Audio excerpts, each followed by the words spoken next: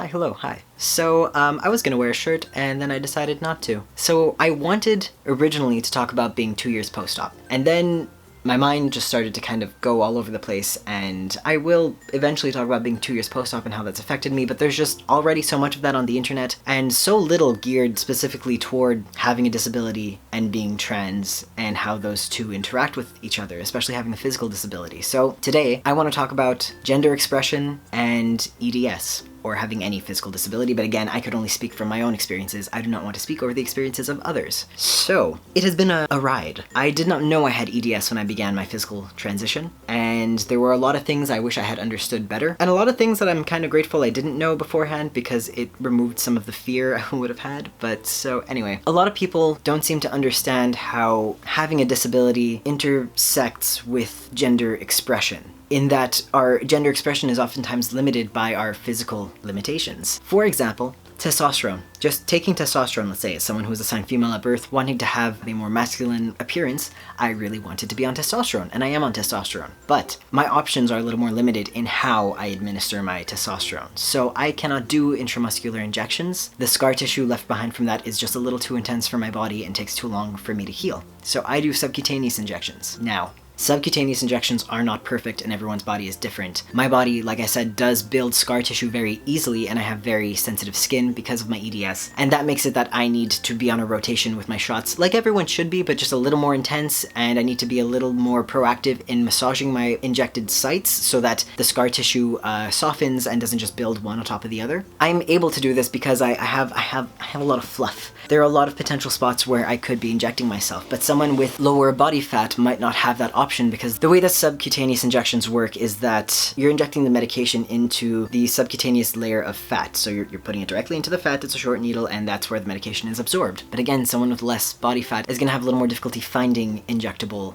sites on their body. Then that leaves androgel. But again, androgel is not an option for everyone. I do not react well to androgel with the very minimal contact I've had with it with my skin. It will aggravate my eczema a lot, and it'll make me itchy, and it is not an option for me. If I have to do that every single day, I'm going to be in even more pain than I already am in. So, because of my sensitive skin, again, because of EDS, I cannot do androgel, but I could do subcutaneous injections, but that might not be an option for someone else. So they might choose not to be on testosterone, and they'll deal with their dysphoria however they can. You know, it's like, it's not our place to tell them what should or shouldn't make them dysphoric or how they should be dealing with their dysphoria. Everyone's living whatever life they can be living. Then there's top surgery. I didn't know I had EDS when I had top surgery. Part of me wishes I had known, because I would have been better prepared to deal with being post-op. And part of me is really grateful that I didn't know, because ignorance is bliss, and I would have been very afraid had I already known I had EDS and the way that my body could potentially react to surgery. So it took me more than double the amount of time it was supposed to recover. Most people are fully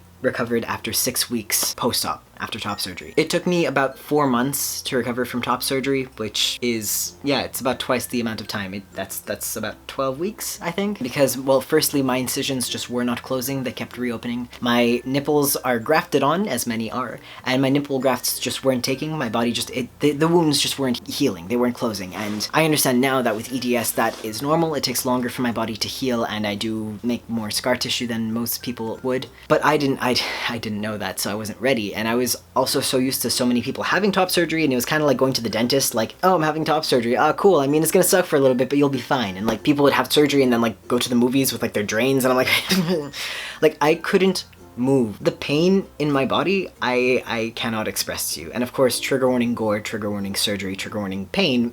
I don't know what else, but like, you know, I'm talking about surgery, so of course you could expect, you know, I'm talking about having incisions and having drains in my body and all that stuff. So the drains for me were really, really painful. Most people are like, oh, you don't even notice them, but I noticed them. I noticed every little tug in my body, and it's just the mix of, again, I also didn't know I was autistic at the time, but the mix of having autism and having a heightened sensitivity to touch and having EDS and my body just not healing as quickly and efficiently as it otherwise would, it made it that the drains were very challenging for me. And I was sensitive, like every morning I had to empty my drains, but just opening the drains and that change in pressure in my body would cause me to vomit or faint. So that was something I wasn't expecting, because everyone's like, oh, it's nothing. When you empty your drains, like, it's not a big deal. But I am not squeamish. Just for the record, I am not at all squeamish, but it's just my body tends to react to sensations that I wasn't expecting to feel such a change in pressure inside me. It was very weird. And again, I ended up being physically ill because of it. I wish I would have expected that. Another thing is I didn't realize having EDS that my body doesn't react the same way to painkillers as others do. So apparently I require more painkillers than the average person, which is funny because for cognitive medication I require half the amount because having autism makes me very sensitive to cognitive medication. Anyway,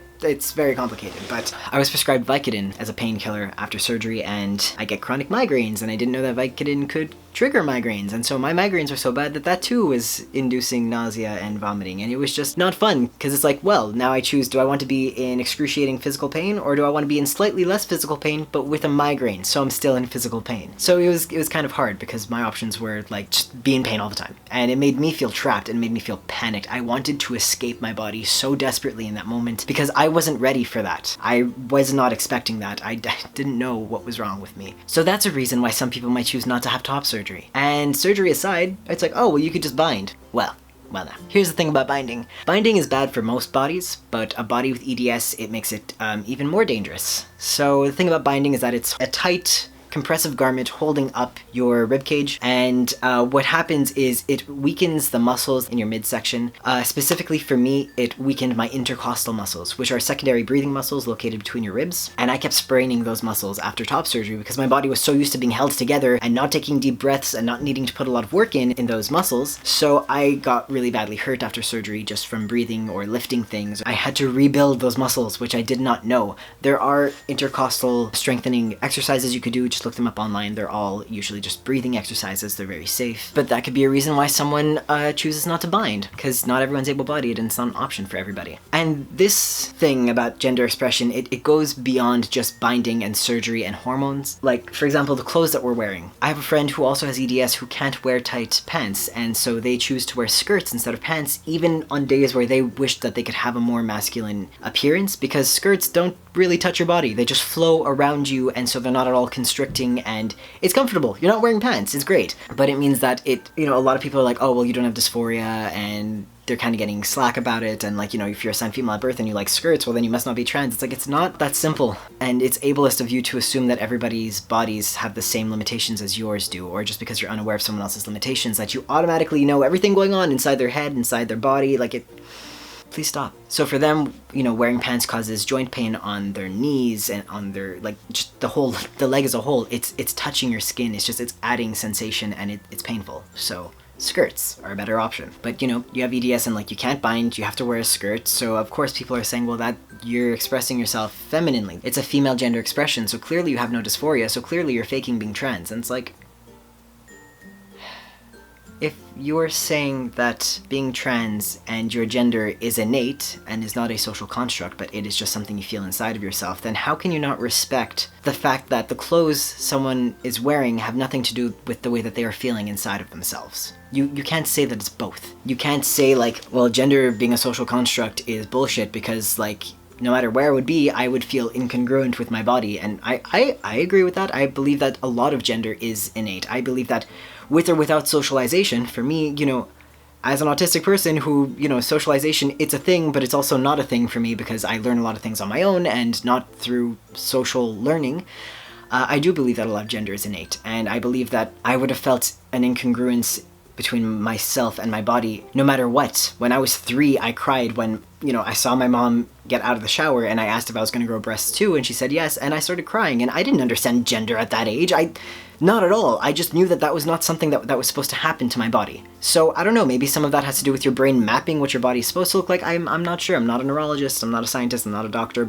I understand that part of me, I just always knew what it was supposed to look like. So if you believe that, and you believe that, gender is in your mind, it's innate, it exists outside of social conditioning, then again, how do you think that just because someone's wearing these clothes that they must not feel dysphoria, or they must not actually feel male? Or you get what I'm saying? It's like clothes don't...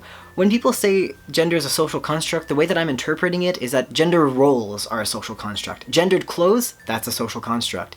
Gendered acting and gendered attitudes and gender expression, all of that is a social construct, absolutely. But I still believe that there's some part of our gender that lives inside of us, and with or without socially constructed rules, we would still feel that our body is supposed to look a certain way because, it's just the way that we've mapped ourselves. It's the same way that I know where my legs are located and know where my arms are located. It's just the way that my brain brain perceives my body. So yeah, just how about we stop shitting on people based on their gender expression, because we don't know what limitations our bodies have, and also it doesn't affect you, so like, just stop. Instead of policing other people on what they're wearing and saying that they're making us look bad as a trans community, why don't you get upset at the people who are measuring the trans community and micromanaging the trans community and the way we express ourselves, and they're holding you to the standards of another person and not recognizing that you are a whole person the same way that any other cis person is a whole person. And when one cis person acts one way, it doesn't reflect badly on all cis people. It's not like I go up to a cis person like, hey, you know who else was cis?